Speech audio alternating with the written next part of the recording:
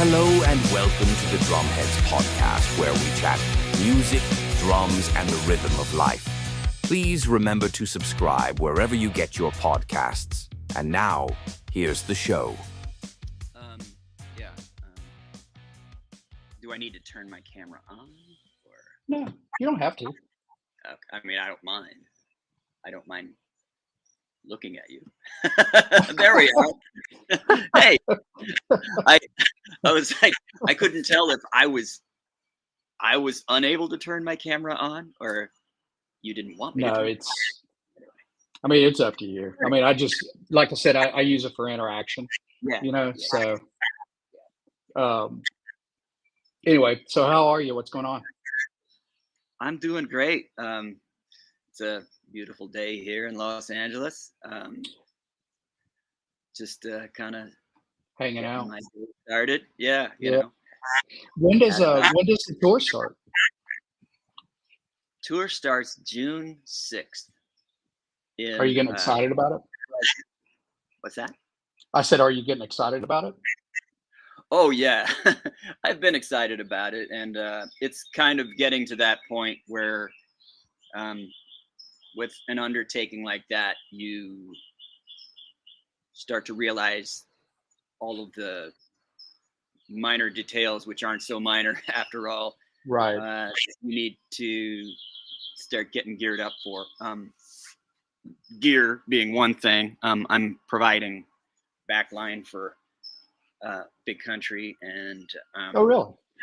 yeah, so that was part of the deal, was that I would provide gear for them and all of that. And you know, I try to be particularly helpful, I suppose. Maybe Available. overly helpful. Yeah, well, if somebody has somebody's coming all the way over here to do a show, and we've all done dates where we showed up someplace and you've got some pile of junk to play on, Right. and, cymbals with. Yeah. I've played festivals where everything was provided, but then you get there and the heads look like they were in a World War I bunker, and then the cymbals have gigantic pieces of pie carved out of them and stuff like that. So I like to make sure that if I'm providing gear for somebody that they're jazzed and they're excited and it sounds great and everything's to their liking. If they have preferences, I try to accommodate that. I've got a lot of stuff. I've got a lot of gear, so I'm kind of a gear hound. So I figured all the stuff I have I like, and if so, I don't, I'm happy to play on any of it. Yeah. And somebody else has like a particular need or preference, if they like smaller size drums, if they like larger size drums, like certain cymbals, whatever, good with me. Yeah, there used to be a music festival here, City Stages, and Medeski, Martin, and Wood played. Yeah. And the drummer had a specific Ludwig drum kit he wanted, and we were able to find one through SIR. And when we got it, it was like you were saying, the heads looked like somebody had put crayons all over them. They were just so old. I think it was the original heads. But yeah, I reheaded it and got it ready for him. But it was just when you have this sort of demands, you want to make sure you answer them properly. Yeah, I mean, it's the kind of thing where you don't want that to prevent you from doing a good show, but at the same time, it's like, well, if you have the option of making it better for somebody, then why not do that? Sure. Yeah, absolutely. So how did you, getting back to the tour and Gene Loves Jezebel, how did you get on with them? How did you get that gig? I guess I should start back about 2 years ago, a little over 2 years ago. I got a call from my good friend, my dear friend, bandmate, and pal, Fernando Perdomo, who's, if you don't know Fernando Perdomo, you probably know somebody who does, because he's he's a big mover and shaker in the LA music scene. He was in the Echo in the Canyon documentary back in whenever that came out, 2017 or whatever. Yeah. But anyway, he's just a bon vivant, a real mover and shaker, like I said, in the scene here in Los Angeles. And he's about 1 degree separated from anybody and everybody. He and I became friends, and he actually called me out of the blue one day and said that I might be getting a call from Lee Gorman from Bow Wow Wow, because Lee had called him looking for a drummer. I guess Bow Wow Wow had a drummer for a couple of years, and that person had decided they want to move on, leaving that chair open. There was a gig down at the Coach House, which is a kind of a sizable venue down in San Juan Capistrano, down in Orange County. Probably about a 500 seat venue or something, pretty good size hall. Anyway, that gig was happening in like 2 weeks, and they needed a drummer. So Lee called Fernando. Fernando gave a couple of references, me being one of them. I sent in a little audition video, and Lee called me up and asked me if I would do the gig. So I've had that gig ever since then. I think that was like March of a couple of years ago. So I've been playing with them for the last couple of years. We are booked by the same agent who books Gene Loves Jezebel. We played with Gene Loves Jezebel almost like every show I've done. I mean, that's kind of like just been the standard bill. Also, the Motels, Missing Persons, a bunch of other acts, from the 80s time period. I think it's kind of the agent's stock in trade is to sort of book a lot of these 80s bands, 90s bands. So anyway, just hanging out with them and getting to know them and being on bills with them all the time. You develop relationships, friendships, and what have you. And Tony Snow, one of their regular drummers, a great guy, great drummer, and Chad Stewart, who also plays with Faster Pussycat, also another one of their drummers that they've used over the last several years. Neither one of them was available to do this tour, and so I was asked if I would do it, and of course I said yes, and I'm already a fan of theirs, and obviously it helps the tour because you're reducing the footprint, having to bring in another person, another personality. Yeah. And then I was also, then asked to do the gig with Tommy, Tommy Two-Tone, who Tommy lives up in Portland, and we recently, Bow Wow Wow did a couple shows up in the Northwest, one in Portland, one in Seattle, and Tommy came out, and I guess he was checking us out, as players, myself and Matt, the guitar player from Bow Wow Wow, scouting us for possible unspecified future use. I guess this tour at that time was kind of still in the planning phases, and everybody kind of trying to figure out what was going on. So I essentially got this position by virtue of other people being unavailable, being busy with other projects or whatever, being on other tours,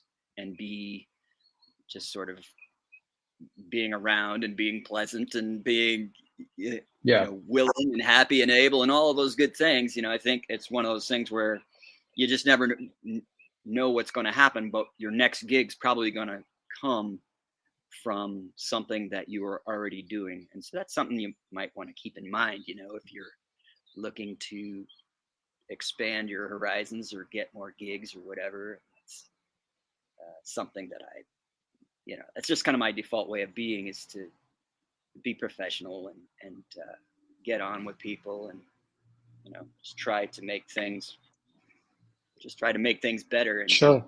generally enjoyable to be around. Yeah. So you're playing, which a lot of people don't. I don't. I guess they'll find out when the tour starts up. But you're actually the drummer for three of the bands on the bill, correct? Yeah, I'm going to be playing with obviously my regular gig is the Bow Wow Wow slot. We will be opening the night. And then Gene Loves Jezebel will be playing second. And then Tommy Two Tone will be playing third. And Big Country is the headliner for the evening. And I have not played with Tommy, and I haven't played with Gene before. But Tommy flew in a couple weeks ago, and we did a day's worth of rehearsals, and things went well. And he was really excited about it, which I took great pride in. I was very happy that he was excited about us being in his backing band. So, I felt like, okay, this is great. It's not just a gig. I've actually kind of been a fan of his since I was a little kid, since he was on the charts and on the radio since I was like 12 or 13. Yeah. So I'm probably the only drummer that actually has some depth and some familiarity with his material beyond just the big hit, 8675309. Because I'm like, oh yeah, Angels Say No, and Laverne, and Date, and Which Man Are You, and Steal Away, all these songs. It's like I already know these songs, because so it's kind of funny. 13-year-old me is very, very happy right now. I'm sure. Yeah, I think that'd be a fun gig. I mean, even just playing with one of the bands would be fun, especially someone like Bow Wow Wow or Bow Wow. Yeah, Bow Wow Wow. That it's very drum driven.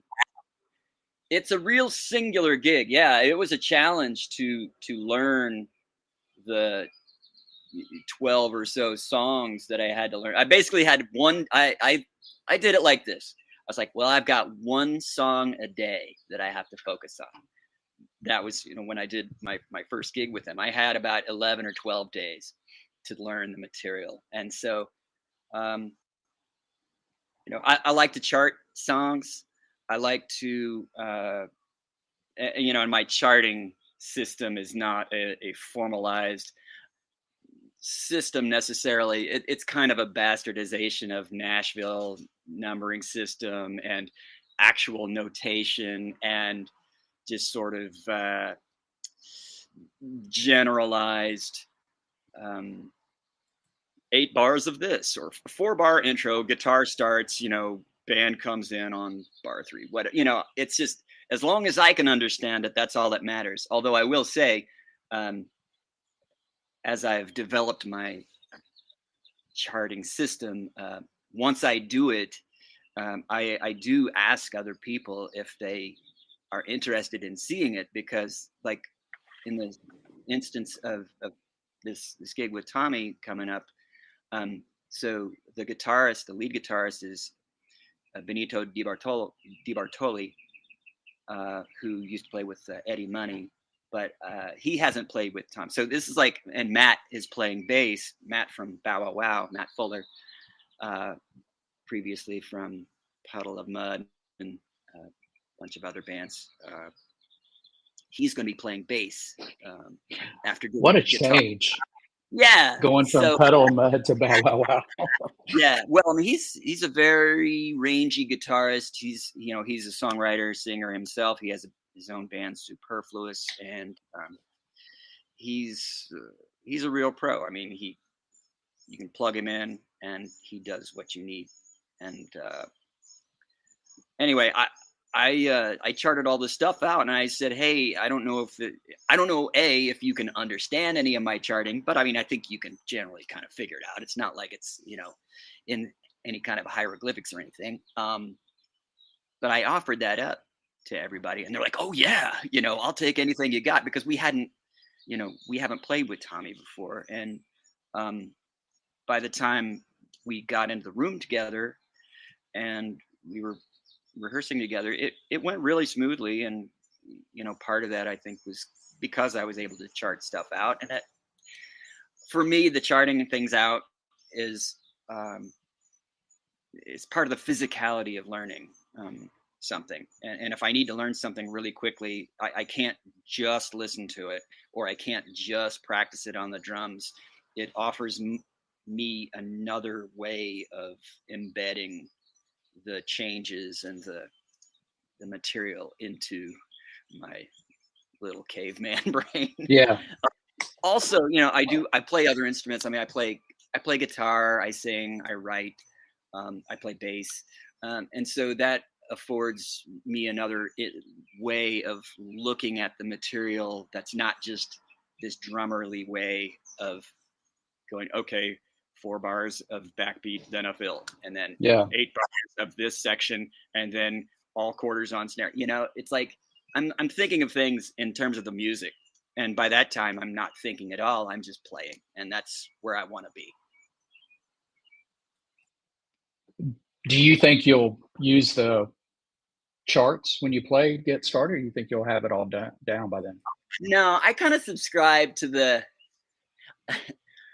I don't know if you ever watched any of that Pat Metheny, Rick Beato interview, but I highly recommend it, whether you're a jazzbo or not. There are so many nuggets in that interview series between Pat and Rick, but there's this point at which Pat kind of talks about it's supposed to be like a magic show. You don't want to be up there. I mean, it's one thing if you're like playing big band stuff and that's sort of the norm to have those charts up there and everything. Yeah. But in rock and roll music and kind of in what I call social music, or song based, folk based. I don't mean folk music like Pete Seeger or something like that, but I mean just music that is intended to be listened to in a social setting and people dancing, whatever. In social music, I just don't. To me, like the chart thing is a bummer. So I try, to do everything I can to not need any kind of external aids as far as that goes, especially since and I certainly don't, begrudge, or it's not a thing with me if I see somebody using charts or whatever at all. Yeah. Like, hey, do what you got to do. But for me, I just try to keep it back into that. Let's make it like a magic show. Like, how do they know all those songs? Well, we just know them because we know them and we like them and we love them and we play them. And it's all in here. It's all in here. I'm pointing to my head and my heart. Yeah. How did you start playing, Mike? Was it like school, drumline? Yeah.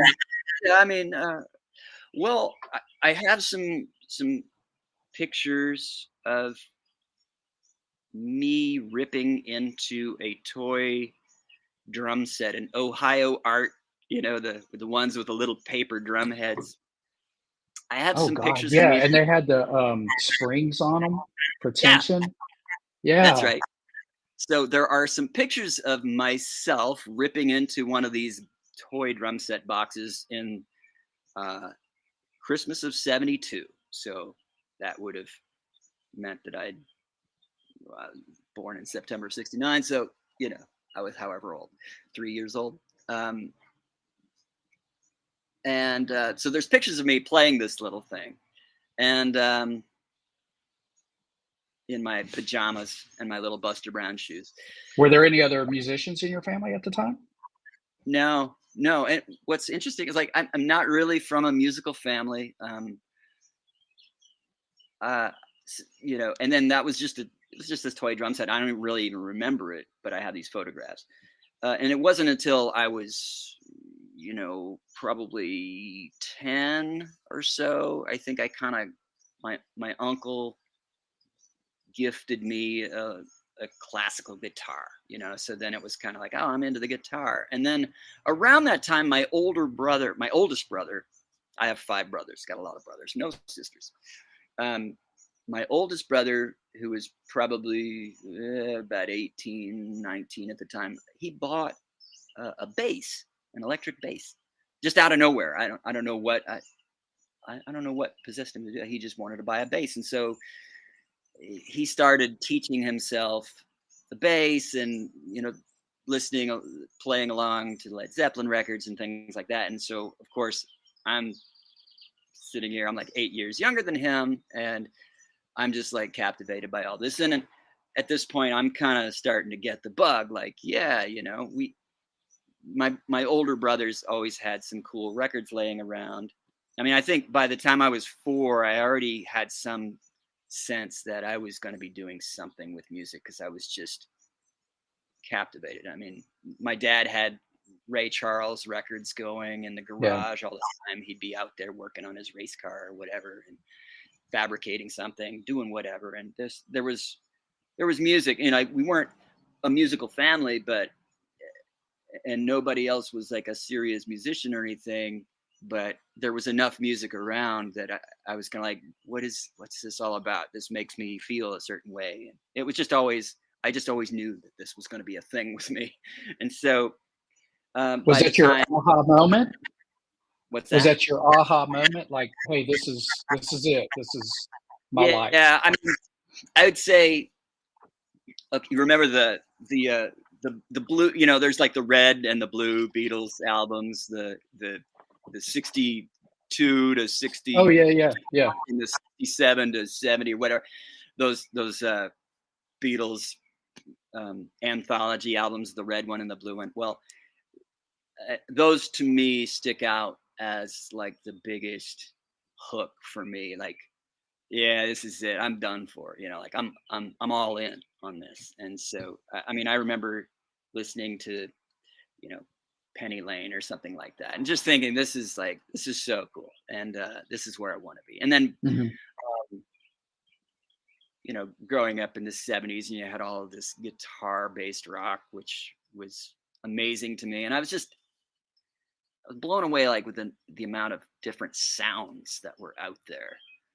I remember Sister Golden Hair Surprised by America was another song that just really made me feel something beyond what I felt like I should be feeling as a 4, 5, or 6-year-old. It's like, it's weird because like it just made me think in terms of someone who was older. I don't know if that makes any sense. Sure. It really stirred something up in me, and so I just knew that I was hooked. So yeah, and school rolled around. 5th grade, 6th grade, fifth grade was the end of elementary school. 6th grade, I went to middle school, and that was your first opportunity to join school band. Of course, I did that. I was originally going to play saxophone, but I don't really know exactly why that was, except that same thing. Yeah, well, I remember. This is very funny. I remember that song. I like the nightlife. I like the boogie on the Cisco. Yeah. There's a sax solo in that, and for some reason, I think that just really, I don't know. I thought that was really cool. And then also, I think Baker Street, Jerry Rafferty was out around the same. There was a lot of saxophone in some of the music at that time, some of the popular music of the late 70s. So I think maybe that's why I was kind of like, the saxophone thing's pretty cool. For whatever reason, the band director she probably already had 97 saxophone players coming in that year. And she said, well, is there a second instrument you'd be interested in? And I said, well, the drums, I'm hip to the drums. I had been playing a little bit of guitar, but my hands were really, I was a little kid physically. And it was very difficult for me to play the guitar. I still have short fingers, so. I get it. Yeah, it was a struggle. So the drums, I was like, well, I'm kind of interested in the drums. And so she handed me a stick and asked me if I could bounce it off the practice pad. And it was like nothing to me.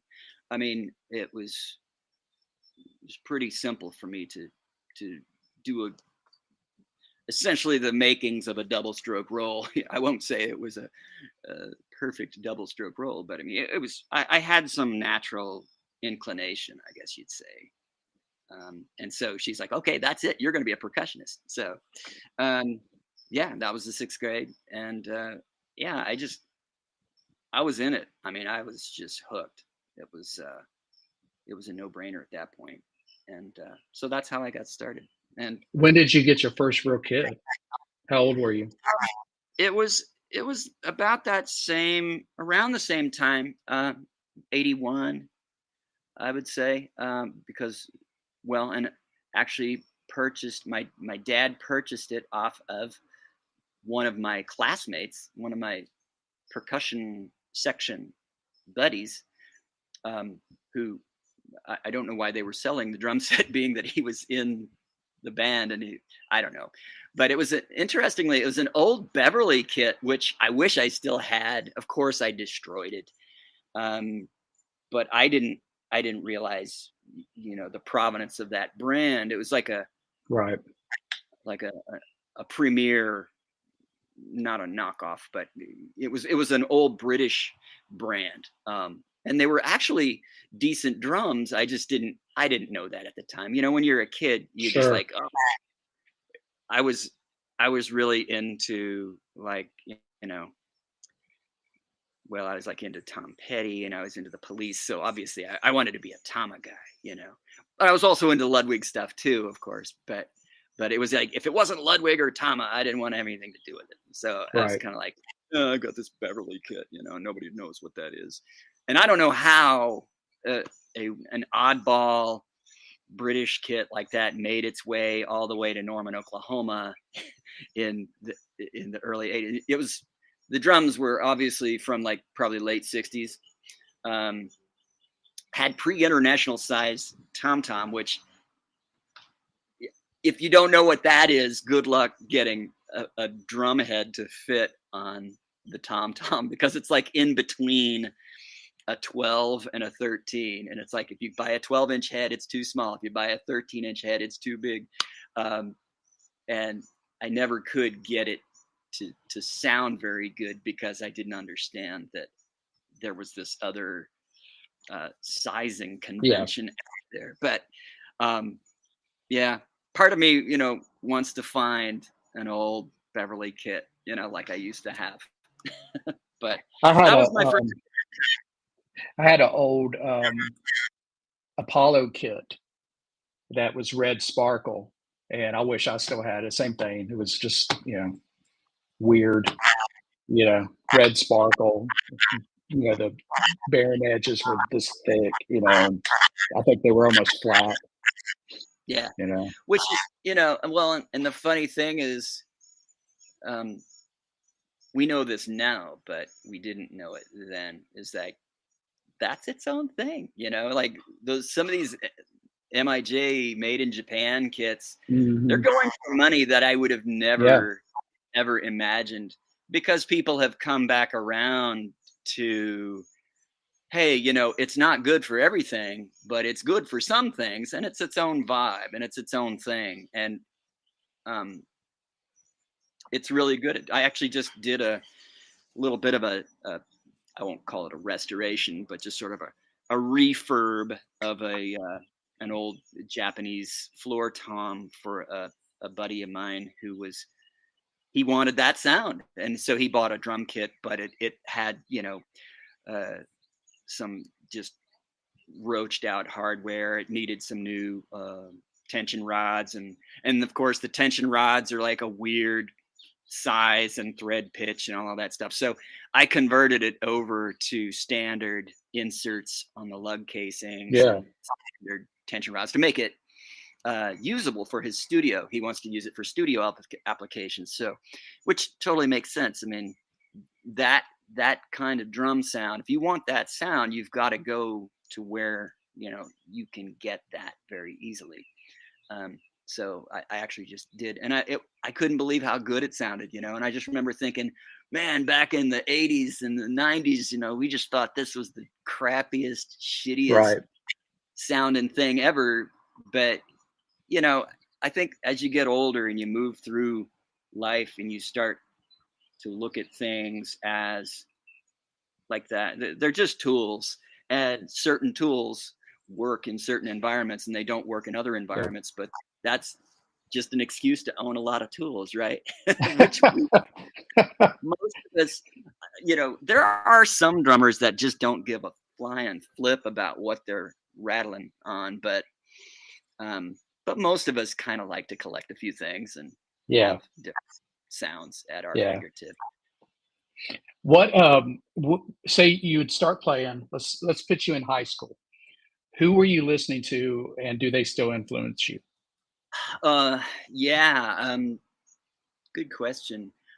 I was fortunate to kind of fall into a crew of musical weirdos that had really elevated tastes.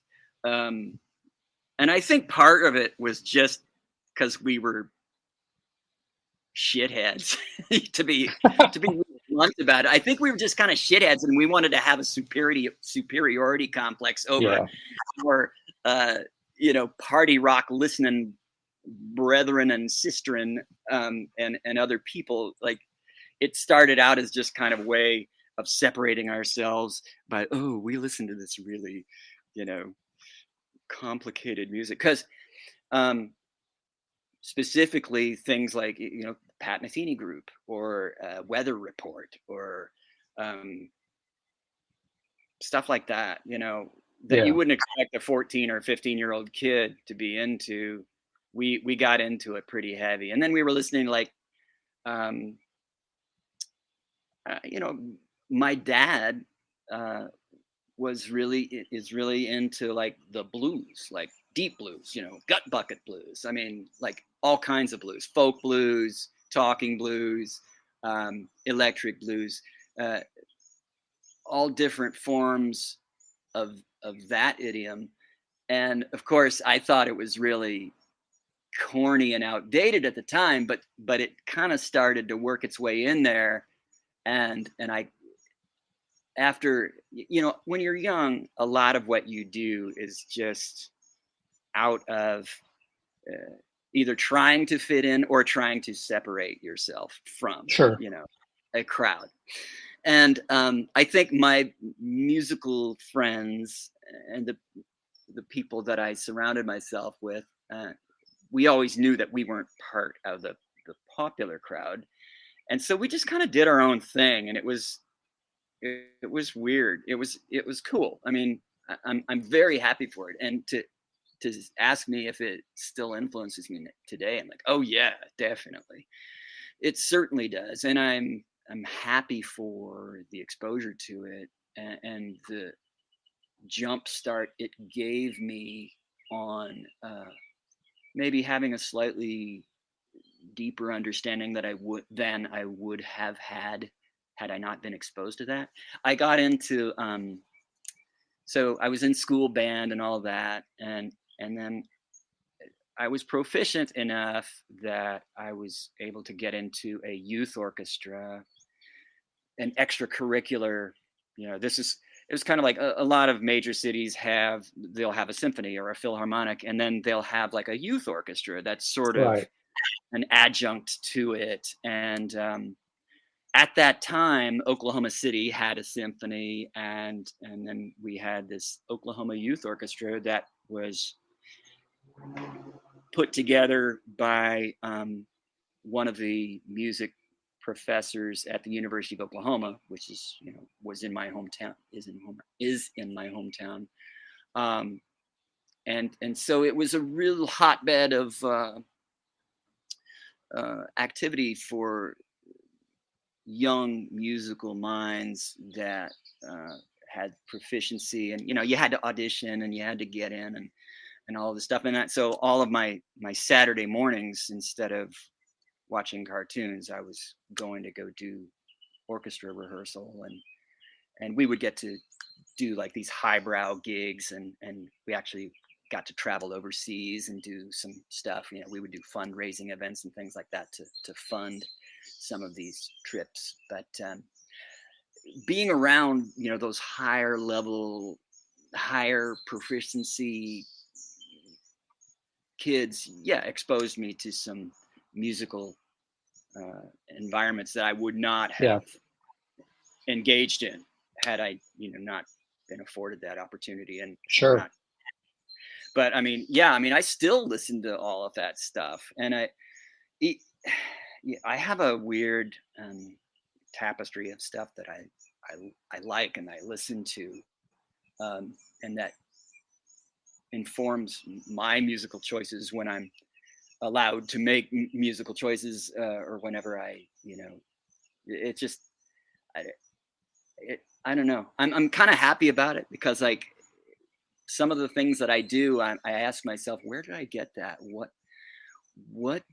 Where did that come from? And then I'll realize, oh, this is this lick off of this Alan Holdsworth record or something, and it's just like, that's kind of weird, but then for me, it's all to serve a song or a tune, or to get into the nitty gritty of the emotion of a song. It's never about the wanking and wanking for me. You pick and choose your moments where you can kind of do a little flourish here or there. Yeah. But, ultimately it's got to make sense, and it's got to be musical. Do you ever catch yourself playing, say, I'll just throw this out with Bow Wow Wow, and think, oh yeah, that's the same feel from Weather Report's second album or something like that? Do you ever find those similarities? Yes, I do. I do engage in that sort of thing as a mnemonic device. Getting back to the charting thing, if I have to learn a bunch of songs really quickly, one of the first things I will do is to ascribe another song to that song. So that is to say, Yeah, it makes sense. if this song has a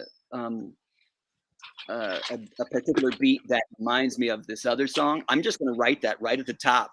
And in fact, you mentioned Bow Wow Wow specifically. I can tell you there's a song called Sinner, Sinner, Sinner, and it starts with a bass and drum riff that the first time I ever heard it, do you remember like when you would watch Charlie Brown specials, and remember the little lick, the CBS special logo would come up on the TV screen? Oh yeah, and yeah. Yep. That lick, that opening lick from Sinner Sinner reminds me so much of that I actually, when I was learning the song, I called that the CBS special song, because that was the easiest, most shorthand way for me to remember, oh, okay, this is that song.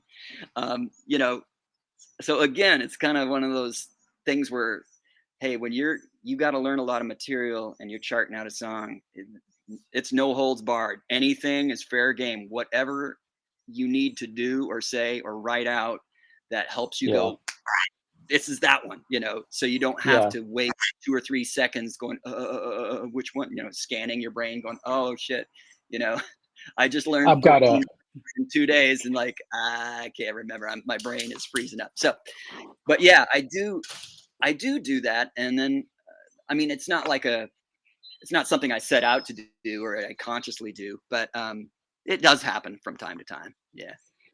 I've got an 80s playlist I made, and I was listening to it yesterday, and one of the Huey Lewis songs came on, and it's the opening few bars remind me of "Do You Want to Touch Me" by Bow Wow Wow. It's got that driving rhythm to it. The guitar's playing, doing that driving rhythm behind it. And I meant to go back. I wanted to listen to it this morning and see if it was similar, but I got tied up with it. But yeah, there's an undersung drummer. Oh Bill, yeah, Bill, Gibson. Yeah, it's Bill, right? Yeah, I think so. I always want to say Bob Gibson, because dominant pitcher from the St. Louis Cardinals back in the 60s. But Bill Gibson, yeah. No, Yeah, very yeah, solid. he was. Well, they were all studio guys. They were Yeah, like Steely Dan. They always they or were Toto. hot. They were really hot musicians. And there was a point at which they were kind of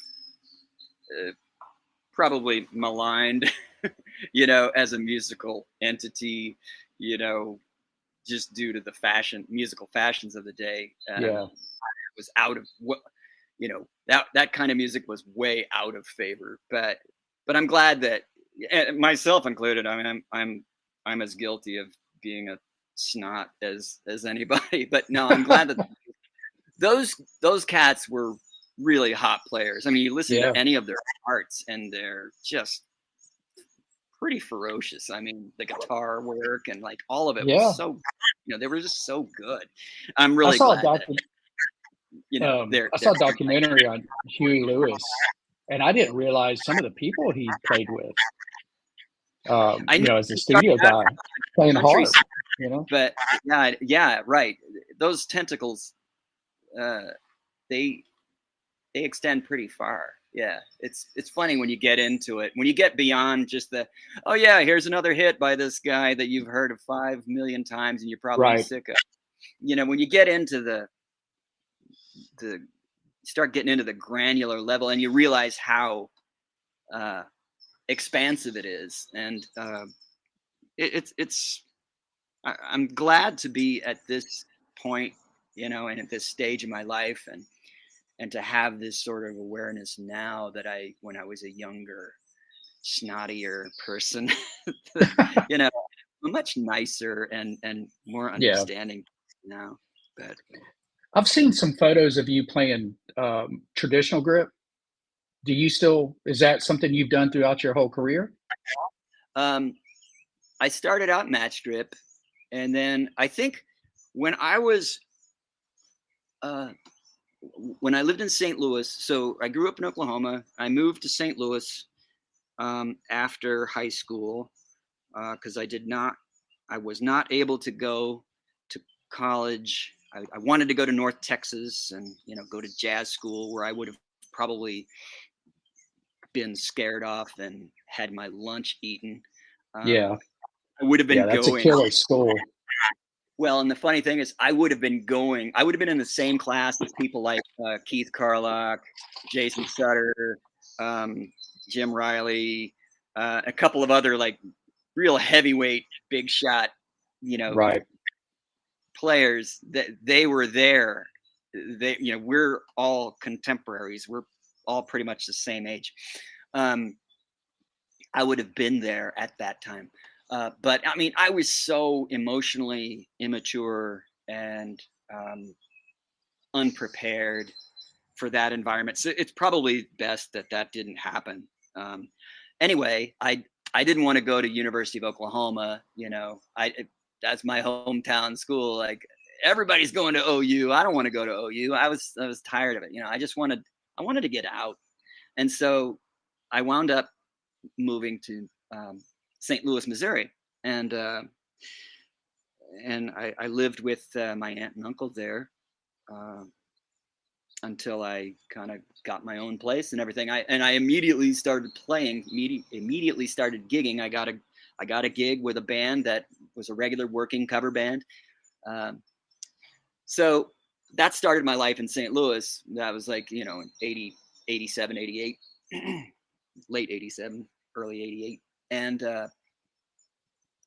so I did all that, and then I started playing in original bands, and I was in this band called the Finns, and we were kind of we were a pretty popular local and regional act, and I switched to traditional grip right around about that time when we started doing a record, which was a terrible idea.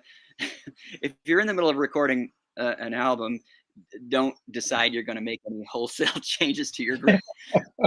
I did it anyway, and I swear, and this is how silly and shallow I can be. I literally just did it because I thought it looked cool.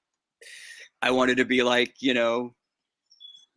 Steve Jordan or Stuart Yeah. Copeland, or I just thought it looked cool, and Buddy, of course, for me, but he was like a huge, idol playing wise. And I just thought it was just something to kind of like stick out from the crowd, you know. But so I switched to traditional grip, and I still use traditional grip, 90% of the time. I don't use it with Bow Wow Wow because of the just for that gig, it doesn't work, with all the timbale work and just it's just a different thing. And people will ask me, well, how do you decide, or when do you use this, and when do you use that? And it's like, it's just a feel. It's like putting on a set of clothes. It's like, how do you feel in this? It's like, I like this pair of pants and this dress shirt or this t-shirt, but tonight I want to wear this suit. It's just a different approach. It kind of changes the way that I dig into the thing, or the way that I orchestrate myself around the drums. And so, I mean, I will, if I'm playing straight ahead rock stuff, I'm going to use traditional grip. But with the 16th note and sort of Burundi beat stuff, it just makes more sense to just do it all matched. Well, what's your tour kit going to look like this year? What do you have set up in your kit?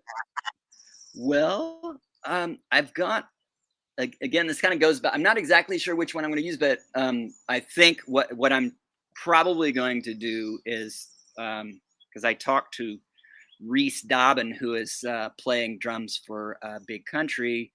I sort of been in touch with him a few times through Facebook, and just said, hey, I don't know if you have any inclinations, if you like bigger drums, smaller drums, whatever.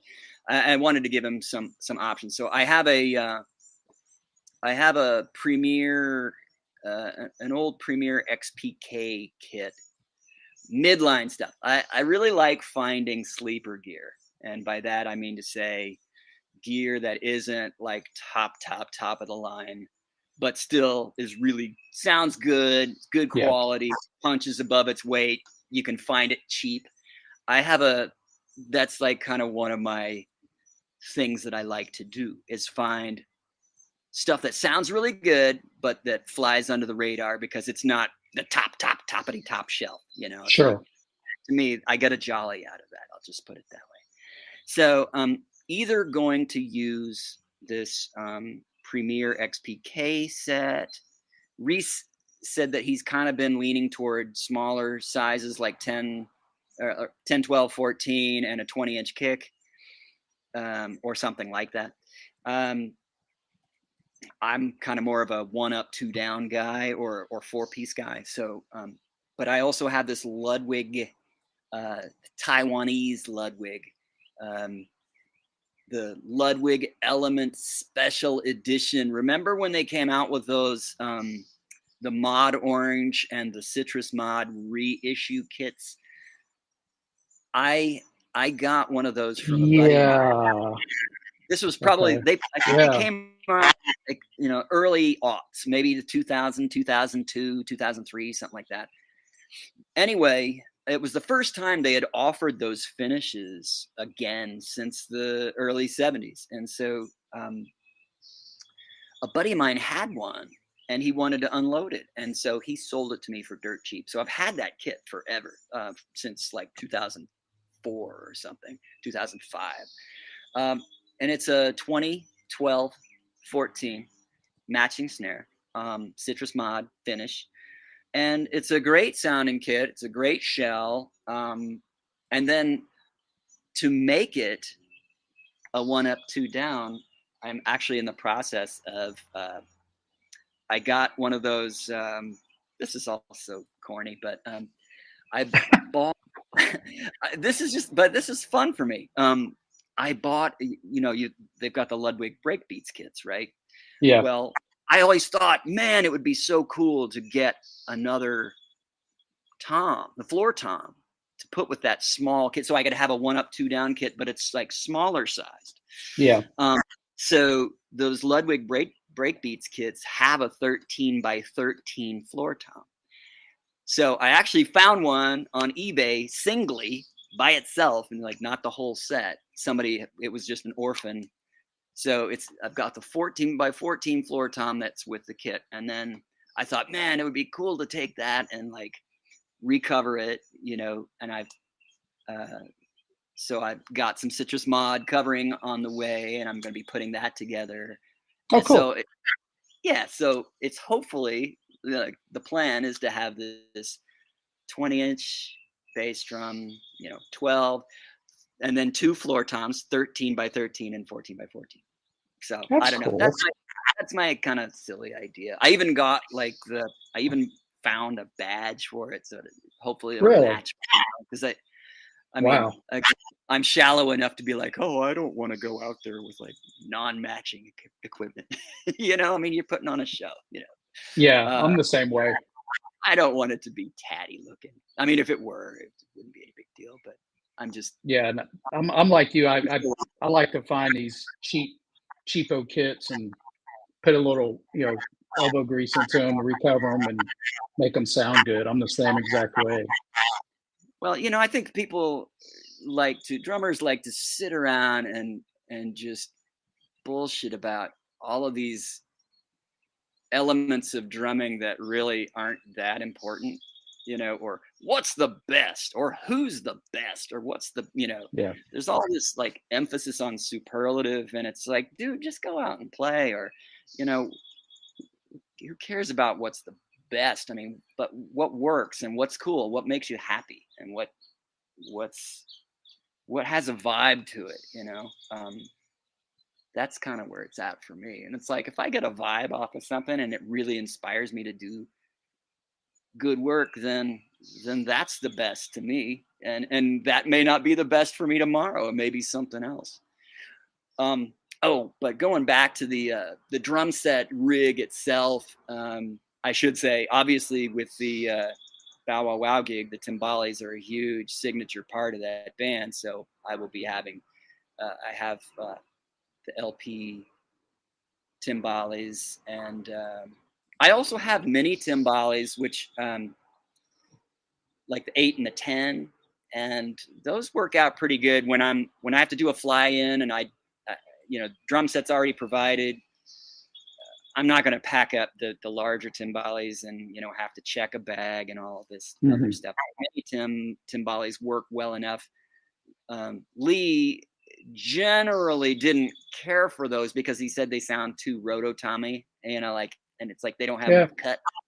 But he didn't mind it when I brought mine. I guess either because of the head choice or the way that I played them or the way that I tuned them or something. It wasn't too, it was timbale-like enough. But I think since I have the luxury of having the space to pack up all the drums, I'm just going to bring the regular size ones because they do sound better as far as carrying music. But then just go for it. Yeah.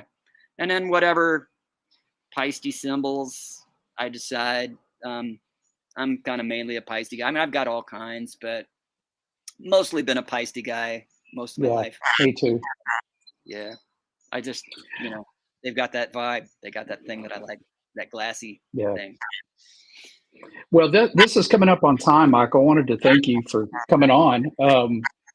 Share your socials and where we can find you online. Sure. On Instagram, it's A Michael Collins Drums, and I had a website, and it's going to be back up here soon. amichaelcollinsdrums.com. It's not up right now. I'm in the process of switching servers and all of that crap all up. But there's really, websites these days. It's kind of like, yeah, I'm here. Go see my socials if you want to see what I'm up to. But yeah, I'd say, Instagram and TikTok, same thing. A Michael Collins Drums. Okay. That's where you can find me. And I'm really glad to be on here. And thanks for asking me to do this. Thanks for coming on. Appreciate it. It's a good time. Let me